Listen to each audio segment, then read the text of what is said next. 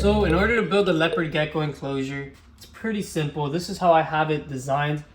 The first thing that I want to point out is you don't really want a type of sand substrate because it's going to cause impaction, which is when they swallow something they're not supposed to eat and it clogs up their stomach. So what I do is a very firm substrate. You see there's nothing here that they could swallow. And then this is just mulch because this is a semi-bioactive enclosure with some live plants. So I always feed on this instead of in the dirt so that they don't accidentally eat any trash. And then you provide a few hides. I like to keep one moist hide, a humid hide that's a little bit more wet, so these guys could get in there and shed. I keep an extra hide that's a little bit dry, and then just a little area here so that he could hang out as well.